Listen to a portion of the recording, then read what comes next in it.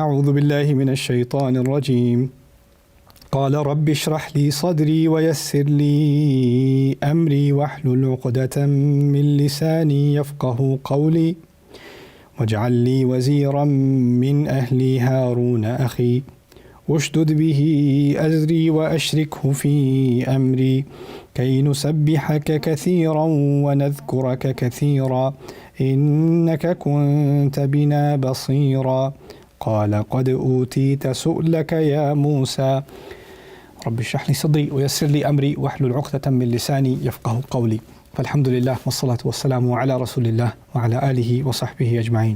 آج اس دعا کے بارے میں بات کریں گے جو میں تقریباً ہر لیکچر میں شروع میں کرتا ہوں، اور اس دعا کا میری زندگی میں، پرسنل زندگی میں بہت فائدہ ہوا ہے، اس سے میں بہت مستفید ہوا ہوں۔ تو اس دعا کے ساتھ میرا بہت قریبی دلی تعلق بھی ہے، اس کے بارے میں بھی میں آپ کو کچھ بتاؤں گا۔ اس دعا کا تعلق، اگر اس کا ایک ٹائٹل مجھے ڈالنا ہو تو اس کا تعلق کانفیڈنس کے ساتھ ہے۔ اگر کسی کو کانفیڈنس کی ضرورت ہے تو اس کے لیے یہ دعا ہے۔ اگر کسی کو کسی مشکل کا سامنا کرنا ہے، کوئی بہت بڑے چیلنج کا سامنا کرنا ہے، اور اس کے لیے اس کو ایک اندرونی قوت کی ضرورت ہے اور اللہ تعالیٰ کی مدد کی ضرورت ہے، تو اس دعا کا فائدہ اٹھائیں۔ اگر آپ نے کوئی مشکل بات کرنی ہے اور آپ کو نروسنس ہو جاتی ہے، آپ لوگوں کے سامنے بات نہیں کر سکتے، اور آپ کو بات یاد نہیں رہتی کرنی، اور کیا بات کرنی تھی کیا نہیں کرنی تھی، بیچ میں سے کوئی پوائنٹس بھول جائیں گے، کچھ ہو جائے گا، تو یہ دعا آپ کو بہت فائدہ دے گی۔ یہ دعا موسیٰ علیہ السلام کی ہے، اور جب اللہ تعالیٰ نے موسیٰ علیہ السلام کو کہا تھا کہ آپ فرعون کے پاس جائیں، اس کا سامنا کریں، اور فرعون اس وقت کا لیڈنگ پولیٹیشین ہے، اس کو بات کرنی آتی ہے، اس کو تقریر کرنی آتی ہے، اس کو ڈیبیٹ کرنی آتی ہے، اور وہ اپنی اپوزیشن کو فزیکلی بھی کرش کر سکتا ہے، سائیکولوجیکلی بھی کرش کر سکتا ہے، اس کے بارے میں بھی ہم سیکھتے ہیں قرآن کے اندر۔ اس کا سامنا کرنا ہے موسیٰ علیہ السلام کو۔ وہ بہت ہی شریف النفس انسان ہے، اس کے اوپر سے ان کا سٹٹر بھی ہے، ان کی زبان میں ذرا وہ رکاوٹ بھی ہے، تو جب وہ نروس ہو جاتے ہیں تو ان کی رکاوٹ ایون اور زیادہ خراب ہو جاتی ہے، اور ان کو اللہ تعالیٰ نے یہ مشن دیا ہے کہ آپ جائیے اور فرعون کا سامنا کیجئے۔ تو پچھلے سورۃ الشعراء میں کچھ باتوں کا ذکر ہو گیا تھا کہ انہوں نے کہا تھا میرے سامنے یہ رکاوٹیں ہیں۔ اب اس کے بعد رکاوٹوں کے مزید سورہ طٰہٰ میں اللہ تعالیٰ نے ان دعاؤں کا ذکر کیا ہے جو موسیٰ علیہ السلام نے کی ہیں اس مشن کو پورا کرنے کے لیے۔ کیا چیزیں انہیں چاہیے؟ ایک سپر پاور کے پاس جا کے انہیں اس کا سامنا کرنا ہے۔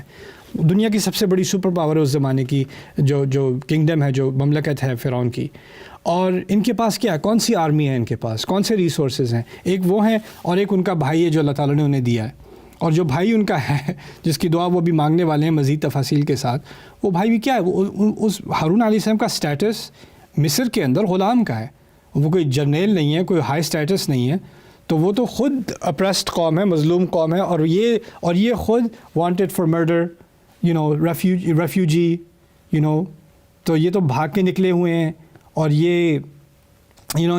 جیل سے بھاگے ہوئے وانٹیڈ ہیں، اور جائیں گے تو کرمنل، ایک کا کرمنل سٹیٹس ہے، دوسرے کا سلیو سٹیٹس ہے، اور انہوں نے جا کے ہیڈ آف اسٹیٹ سے بات کرنی ہے، اور اس کے سامنے گستاخیاں کرنی ہے، اس کے سامنے کہنا ہے کہ تم اصل بادشاہ تم نہیں ہو، اصل بادشاہ میرا رب ہے، اور یہ غلامی جو تم ان لوگوں کو غلام بنائے بیٹھے ہو، بنی اسرائیل کو، یہ تمہارے غلام نہیں ہے، میرے رب کے غلام ہیں، ان کو تمہیں آزاد کرنا پڑے گا۔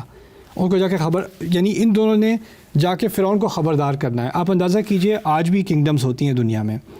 اور آج بھی ڈکٹیٹرشپس ہوتی ہیں دنیا میں، اور ایسی ڈکٹیٹرشپس ہوتی ہیں جہاں لوگوں کی کالز ریکارڈ ہو رہی ہوتی ہیں، ای میلز ریکارڈ ہو رہی ہوتی ہیں۔ کئی ملکوں میں واٹس ایپ وغیرہ اس طرح کی جو ٹیکنالوجی ریسورسز ہیں وہ سارے بین ہیں۔ ایسے ملک بھی ہیں، نام تو میں لیتا نہیں ہوں، لیکن مجھے پتہ ہے، ایم اویئر، آپ جاتے ہو تو وہ آپ کو ایک خاص ایپ دیتے ہیں، اسی کے ذریعے آپ نے بینکنگ کرنی ہے، اسی کے ذریعے آپ نے ساری کمیونیکیشنز کرنی ہے، اسی کے ذریعے آپ نے ای میلز کرنی ہے، اور وہ کسی ایسے شخص سے آپ کی میٹنگ ہونے والی تھی جس کو وہ پسند نہیں کرتے، اور کسی فلانے ملک سے ہے، تو وہ بھی غائب، آپ بھی غائب۔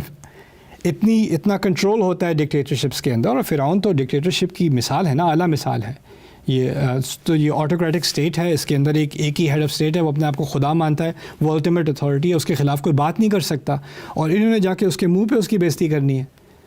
تو اس کے لیے ان کو کیا چاہیے ہوگا؟ کون سی آرمی چاہیے ہوگی؟ کون سے پیسے چاہیے ہوں گے؟ اس کے جواب میں اللہ تعالیٰ نے موسیٰ علیہ السلام کی زبان پر جو حکمت ہمیں دی ہے کہ آپ کے سامنے جو بھی رکاوٹ ہو، جو بھی مشکل ہو، جو بھی چیلنج ہو، اصل چیلنج آپ کے سینے کے اندر ہے۔ جب انہوں نے کہا تھا نا یضیق صدری سورۃ الشعراء میں، میرا سینہ تنگ ہو جاتا ہے، اسی کے جواب میں یہاں انہوں نے اسی کی بنیاد پر یہاں پر انہوں نے دعا مانگی ہے، قال رب اشرح لی صدری، میرے رب میرے سینے کو کھول دے۔ آپ نے کسی ایسے شخص سے بات کرنی ہے جس سے بات کرنا مشکل ہوتا ہے، اب یہ سمجھ لیں اچھی طرح بات. لوگ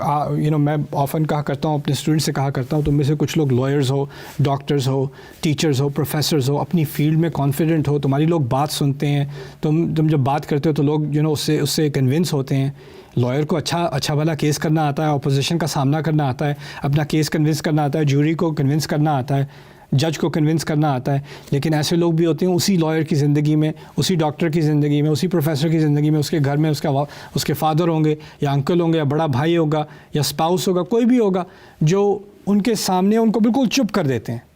سائیکولوجیکلی اس کا اتنا افیکٹ ہوتا ہے کہ ساری جو اسپیچ ایبلٹی ہوتی ہے اس بندے کی وہ ختم ہو جاتی ہے، کانفیڈنس ختم ہو جاتا ہے، ان کا سامنا نہیں کر سکتے. تو یہاں پہلی چیز کیا ہوتی ہے کہ انسان کا دل اطمینان سے ہو، وہ نروس نہ ہو جائے،